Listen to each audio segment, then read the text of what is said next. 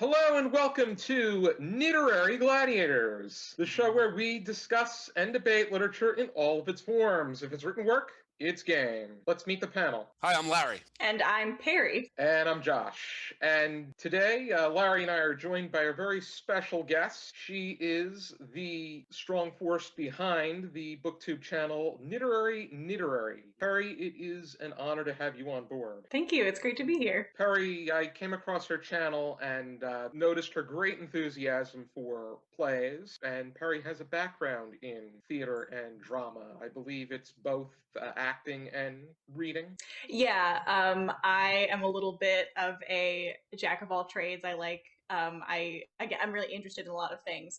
So I have a BA in English Literature and Theater Arts. And because it's a BA in Theater Arts instead of like a BFA, we were sort of encouraged to try out lots of different avenues within theater, lots of different jobs within theater. So I've done a lot of performing and like a little bit of lots of other things, including like analysis of scripts and like dramaturgy and playwriting. So I think it's always great to be able to have that sense of being well versed in the material itself, because it also it gives you that great sense of the mechanics when it comes to both acting, writing, and understanding. And then there's that whole debate as to whether or not, when it comes to plays, if it's in most cases it's best to actually watch the performance as opposed to read it. Still, it's quite a delight to be able to read and get an idea as to how it would play out. But Peri also inspired me to do the best and worst rated books that we have read according to our Goodreads. And the worst rated video actually is our number one viewed according to Goodreads. Granted, I've only done Goodreads since season 12 of our show. Peri is the inspiration for me responding to these videos. That was a good one. I enjoyed that. Those were enjoyable videos. Excellent. Before we get started in the discussion, I want to apologize for the issues involving the delays in the most recent discussion about the adventures of Huckleberry Finn. I decided to move my location so that I could be a bit more involved in this discussion. If this doesn't work, I'll be going over to Larry's house, and we'll probably and I'll film, and I'm going to film in your kitchen. That would be fine, Josh. Anytime. I appreciate it. We're going to be going over one of the hot new plays in today's age. It was really picking up steam before the pandemic. Saw a great deal of performances. It was really getting itself. That is Lungs by Duncan Macmillan. The discussion starter that I have for this play is: Lungs is a play about a male and a female in a relationship of some kind in what is believed to be the present day. Throughout the play, the two respond to the current events of their day and in their society, as well as their place within the society, specifically their personal goals and procreating. The male half refers to the two as the good people in the society that will make a positive contribution. How reliable do you find these characters? Are they genuinely good people, bad people, flawed people, or just subjects of this time and place? Well, I would say that they're not good people, but they're not bad people either. They're just kind of lost. They have no direction. They don't know exactly what to do or where to find answers. And as such, they are really kind of just blindly stumbling through life. Yeah, your question makes me think about is this a spoiler allowed zone? Yes, it's a discussion. Okay. The question makes me think about the scene after they've broken up and they're talking to each other, and the man says, like, now that I'm not with you, I'm able to sort of turn it all off and ignore everything that's happening. And I feel like that's one of the points on which the like morality question turns in the play, is sort of like, does the act of like witnessing these things, is that moral, and is turning away from them immoral, and it is witnessing them something you have to do to be a good person if you aren't actually going to be able to do anything to change the outcome. I feel like we have this sense that turning away the news and not being informed is in some way a failing, but if you personally can't change whatever's happening. You know, you're watching something take place across the country or halfway across the world. There's very little that you personally can do, but we feel like we have the obligation to watch it unfold anyway. And so I feel like the woman in particular has this sense that part of what makes her a good person is thinking about all of these things that are happening. But at the end of the day, what does she actually do? I think it's something that society has placed the burden on the common people as far as the news and current events are concerned, presenting these problems that are often placed on the general population. And then the general population, they'll think that because everybody else is not contributing, doesn't mean they can contribute, or they have that burden that they have to contribute. Then again, we can go all day as far as the news is concerned, because I think with regard to the news, Larry, this would stick out to you. Remember page 36? The woman makes mention to the fact when they're naming all of these things that they do as responsible, good citizens, she makes mention to the fact that we watch Maddow, we read the New York Times and the Washington Post, we vote, we march, we recycle. At least 3 of these things are things that, for the most part, responsible people genuinely do without any form of, these are objective things. When we talk about Maddow, the New York Times, and the Washington Post, there's a little bit more subjectivity. Well, I mean, where I stand on politically is I'm a conservative, and no, what is objective here is that they are, again, confused and blindly stumbling through. Like they're giving all of this moral weight to this idea, like, of global warming and all this, which is really just a kind of the latest vehicle for Malthusian thinking, and not healthy, right? Like, I mean, when they start to really talk about the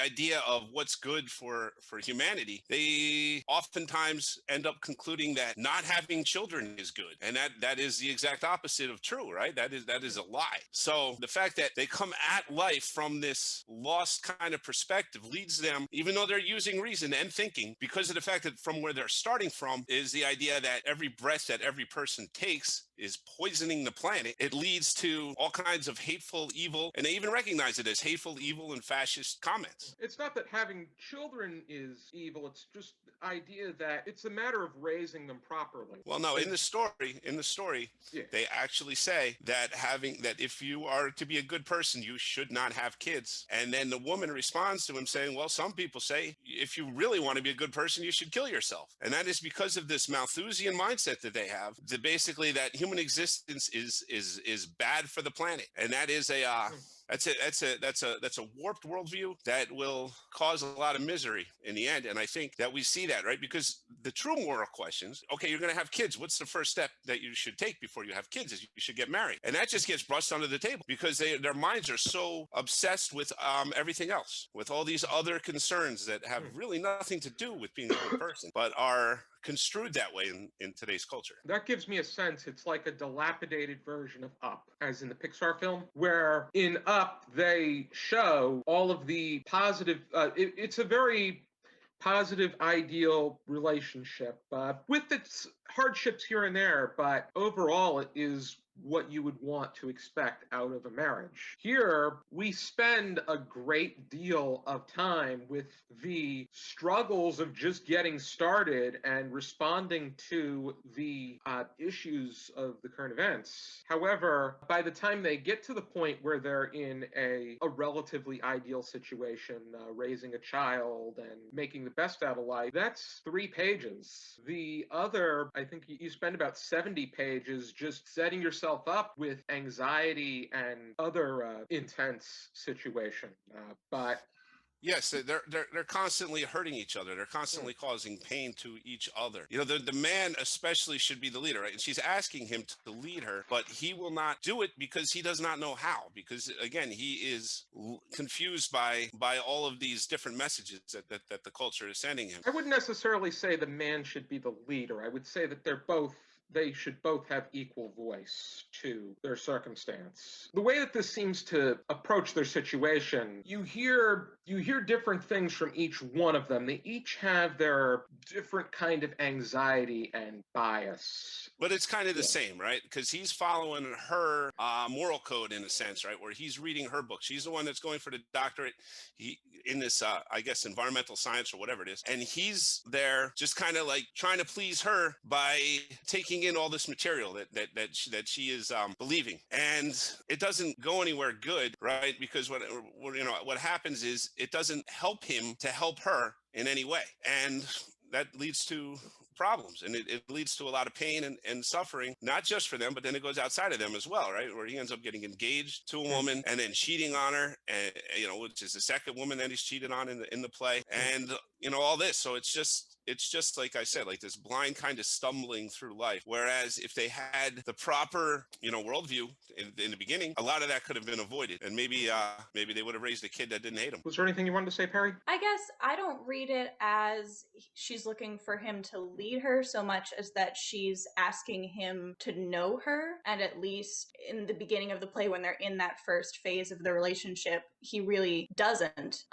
She's asking, for him to anticipate her needs or to understand her, and he's to some extent unable to do that. Perhaps because they're distracted by all of this other noise that they're thinking about. He's incapable, and I think that when we see this really bearing its ugliness is when she has a miscarriage, and she is obviously mourning the loss of their child, and he is completely incapable of understanding that because he doesn't even look at it as a child. He's looking at it as something that they may or may not have conceived, may or may not have aborted, and even brings up abortion at the possibility at the next time she gets pregnant. So he cannot relate to what she is going through on an intuitional level. She's going through it on an intuitional level where she knows that they have just experienced this loss, but he thinks it's about him. He starts saying, well, why isn't she paying attention to me anymore? And then he goes out and starts messing around with other girls, and then he goes home and tells her about it, and just makes a bigger mess out of everything constantly. I would say I think he knows. I was going to say, I think he knows that he doesn't understand, because there's that really interesting scene where he says that he wishes that he could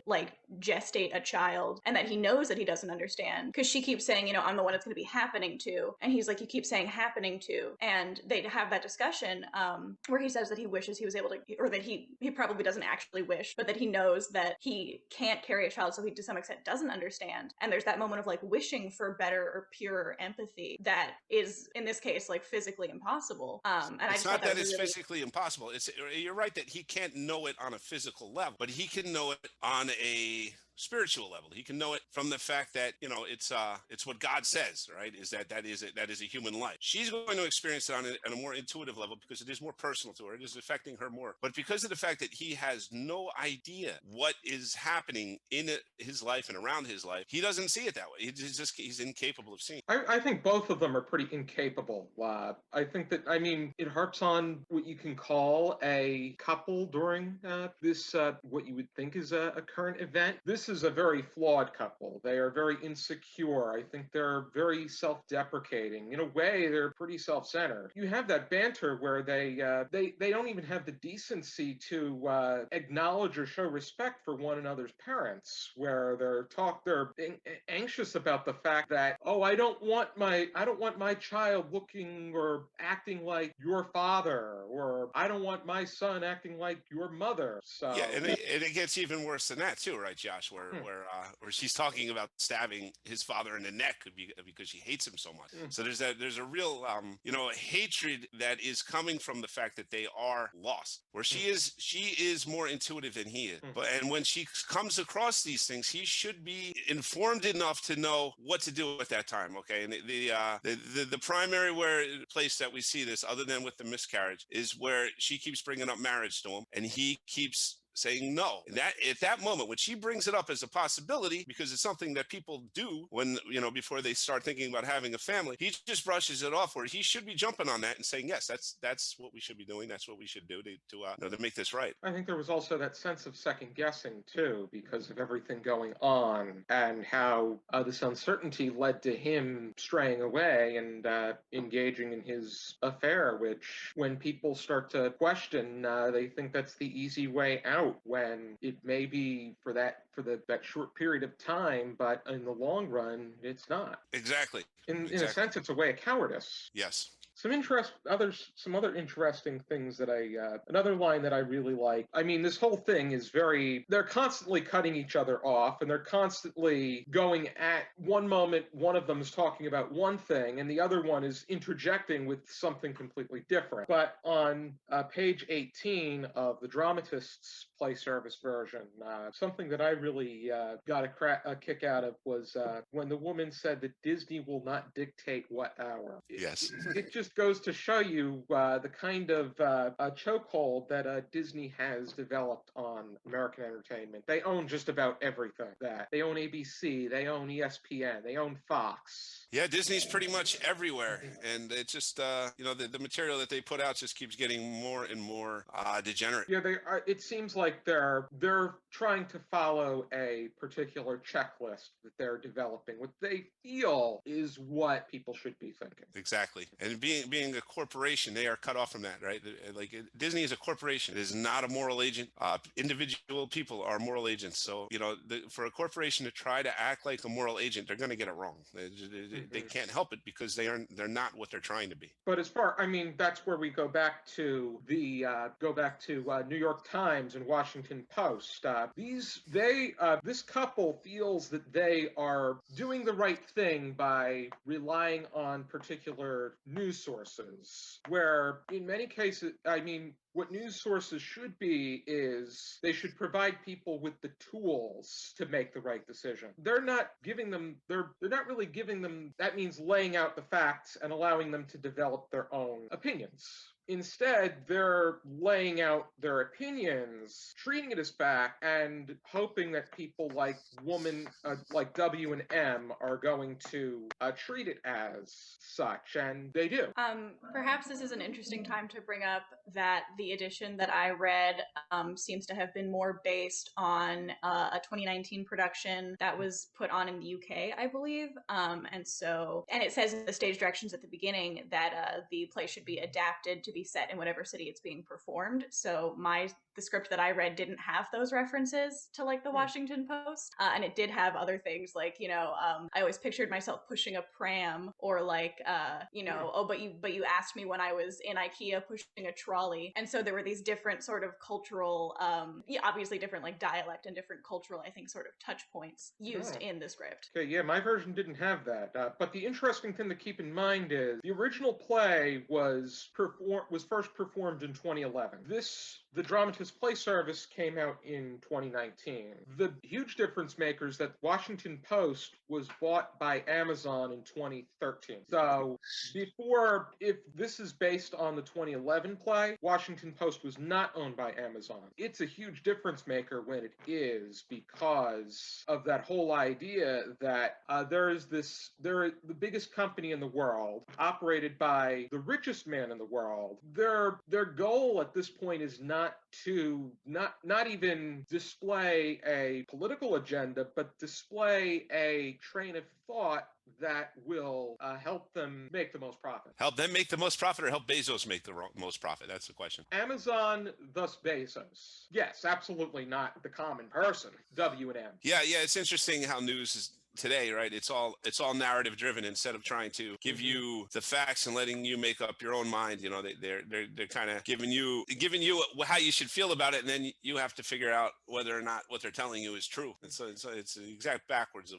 what it should be. The worst thing is that the news is coming off like a reality show now, where do you want to learn this particular factual information? Find out after the commercial break, or click here to find out the answer. That's not news. It's supposed to help us. It's become so big that it's become more of a tool for their own device instead of a general tool for to help the general population. I feel like there's a question of curation too that's relevant to the play, specifically in terms of like overwhelm, because theoretically a print newspaper has a finite number of pages that you can put in it before it becomes unwieldy and impractical. A news website can publish publish infinite articles and update them every 5 minutes if it wants to. You know, it's only limited by staff and by what's happening in the world. And with more and more people in the world and increased connectivity throughout the world, more things are happening. I don't remember this well enough because it was a while ago, and also because I was a child.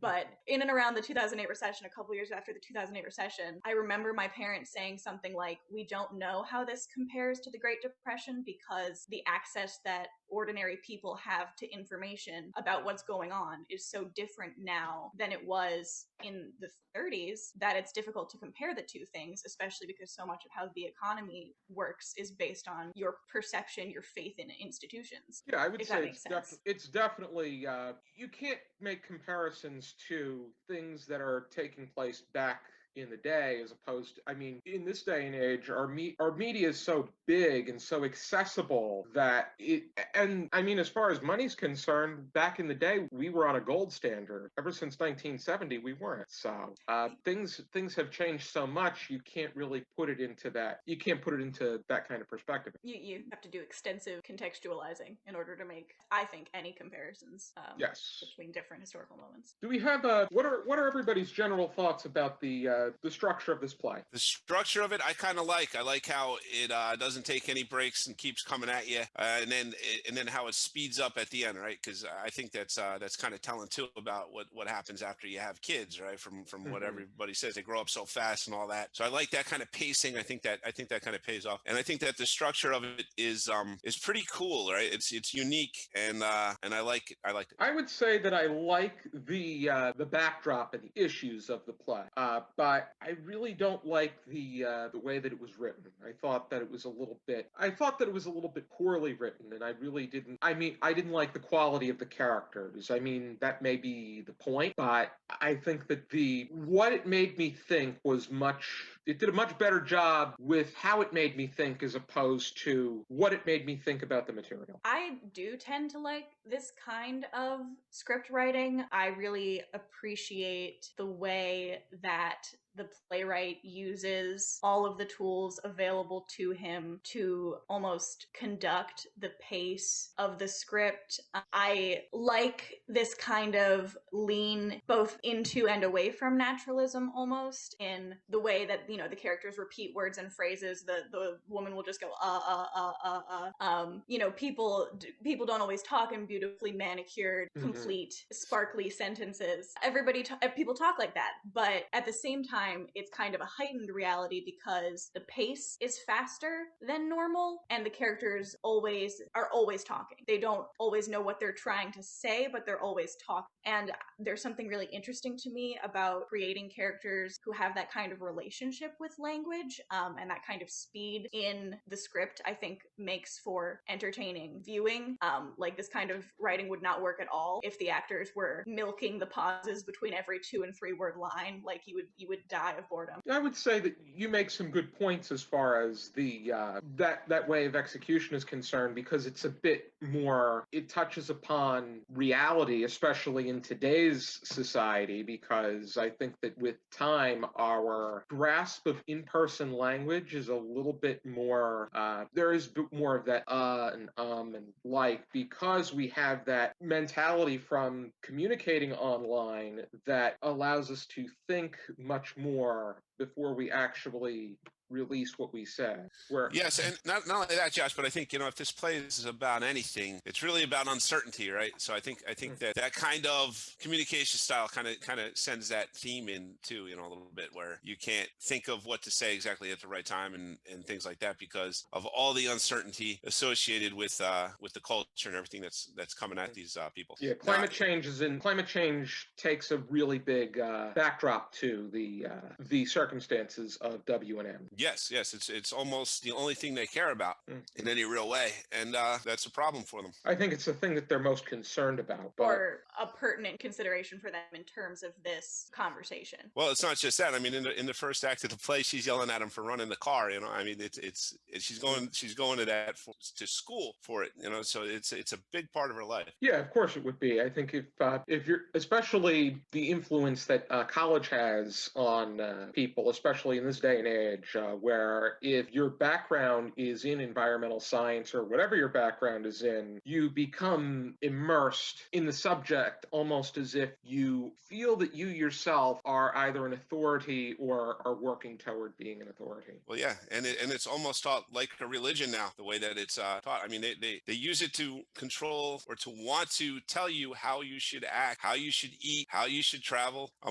Almost every aspect of your life is being filtered through this lens, and I don't see any good coming from it myself, but that's my opinion. Well, you have to have information in order to make informed decisions. And I think considering the ethical axes of the things you choose to do and consume and partake in is important for everyone. Although obviously it can become paralyzing in a world that is as interconnected and often unscrupulously monitored or run as this one. Well, I think that any kind of worldview that leads you to thinking that population control is a positive is not a good one. I mean, we got Bill Gates now, right? What's he going to do? He's going to start pumping the air full of chemicals to fight global warming. I mean, that's where we're going? So it seems like all the fruits that come out of this worldview are bad. Is how it seems. So I think reject. There are plenty of environmentalists who would say that any effort to prevent a humanitarian disaster that requires causing a different humanitarian disaster is not a good solution and should be avoided. Yeah, exactly. Because it's an extremist thing. Like I said, this Malthusian idea, right, that we have to control population goes all the way back to the Enlightenment. And it has taken different vehicles through time, right? Where at the time they said, well, there's no way that we could have resources keep up with the population growth. And now, of course, we see in the second half of the 20th century, we find that, not only can we keep up, but less percentage of the population is starving now than was when this statement was said. So we are keeping up just fine. So they come up with different vehicles to carry this idea that there's just too many people. We just have to get rid of these people. So it's, and the global warming one is one that they've been doing for the last 20 years or so. And it's really. On the topic of population control, the male half makes mention to his pretty straightforward thoughts as far as the population is concerned and the kinds of people that are procreating. What were your thoughts about that? That's exactly the kind of thing that I'm talking about when I say that any attempt to avert a humanitarian crisis that causes a humanitarian crisis is not a good attempt. I disagree. Don't do that. Yeah, I mean, it does.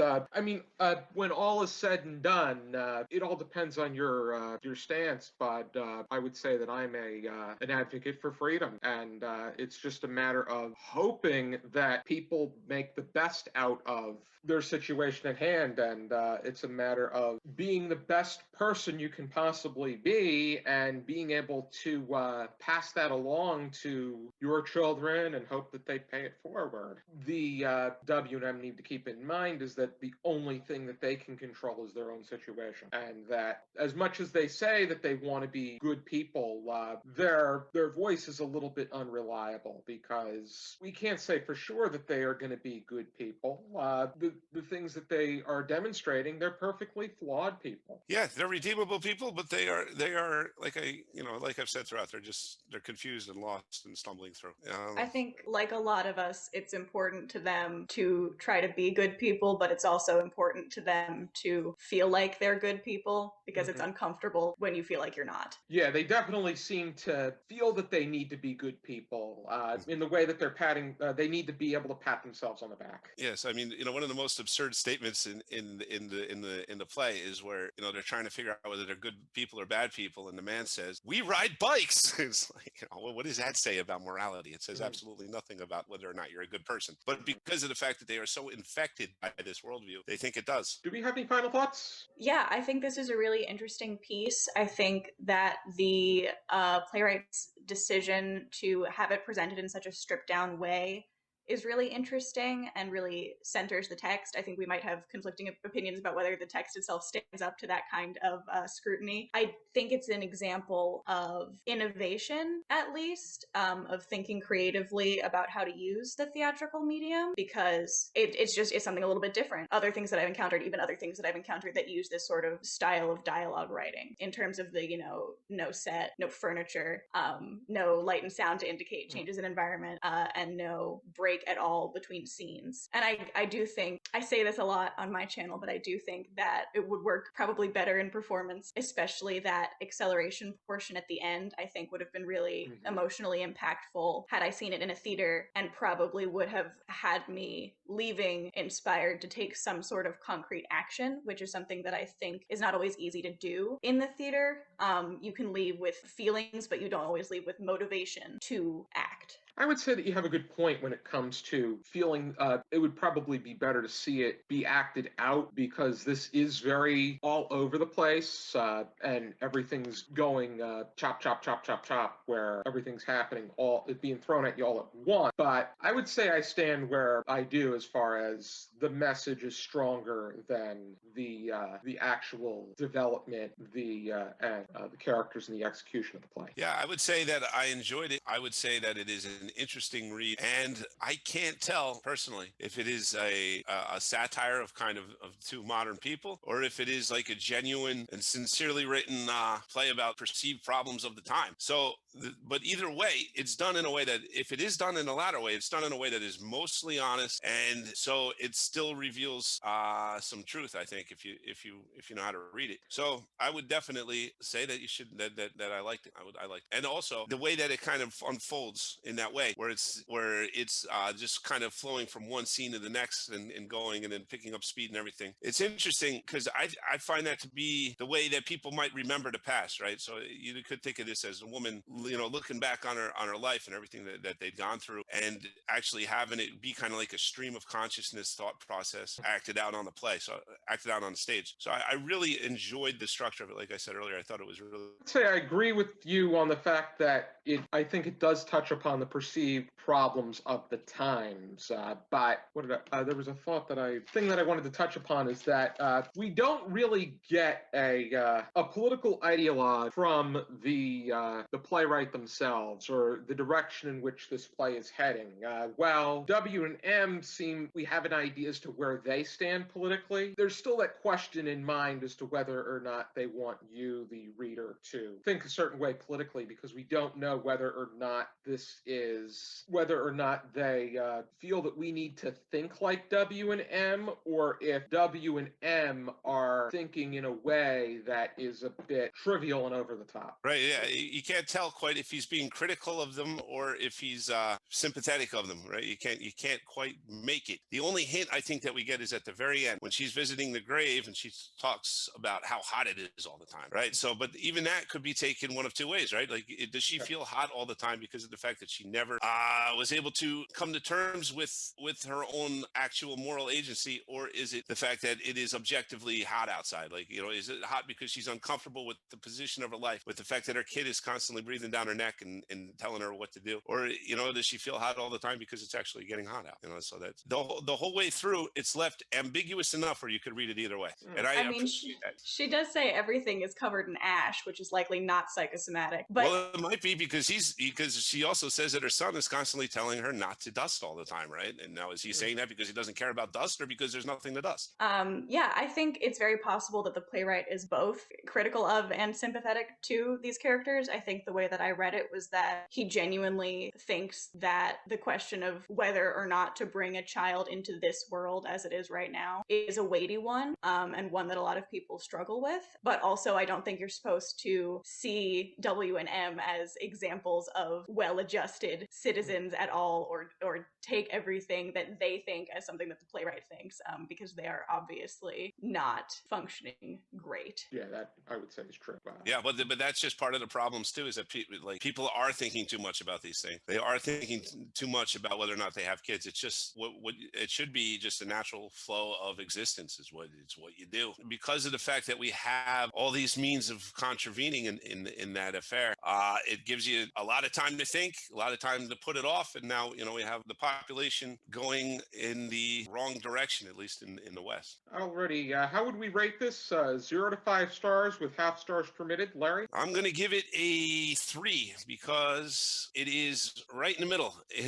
And I think that, you could read this play either way. So I'm going to put 2 stars on one side, 2 stars on the other, and just call it a 3. I think I would say 4. I enjoyed it. I was invested and interested in it, but it didn't necessarily change my life the way that some 5-star plays that I've read have, I think, shaped me as like a reader and an artist. You know, it's interesting, but it didn't like blow me away. Like Bald Soprano. I was thinking of Indecent by Paula Vogel. I may have that. We haven't read. No, we haven't. We should look into that. That's a possibility. That importance of being earnest and whatnot. I'm going to give this a 3 as well with Larry, because the messages that were brought upon this play were much stronger than the play itself, and I think that I can come across these messages in another form of media or entertainment, and I think that it would present itself with something even stronger and right to the point. I would say that this play did leave me thinking, but at the same time, it was something that was a bit wonky to read. It feels like the closest thing to climate fiction that we're going to get on stage. But I think that climate fiction, which is usually speculative, is in some ways better equipped to deal with these things than just slapping two people who are paralyzed by the like neurosis of the world falling apart up on the stage and being like, look at this. I think there's a little bit more potential to delve a little deeper maybe in speculative climate fiction. It was an interesting effort, to say the very least. If you're interested in checking out this play, here is my copy from Dramatists Play Service. They have been producing plays for the last 85 years, and it is quite a nice array. I have quite a big stack. Actually, I'm sorry, I have quite a nice big stack of individual plays, and then I have another bag of collections of plays. So they really have quite a nice backlog. I want to thank everybody for joining us for this discussion, and I especially want to thank you, Peri, for taking part in our discussion. It's always great to hear your thoughts on the topic of plays and theater and drama, because you have quite a polished resume. Oh, thank you. When discussing them, and Larry too. Well, thank you, Josh. Well, it was a real pleasure. Thanks, Peri. It was great meeting you. Yeah, it's nice to meet you. Alrighty then. Be sure to join us next time for another episode of Literary Gladiators. For now, keep reading.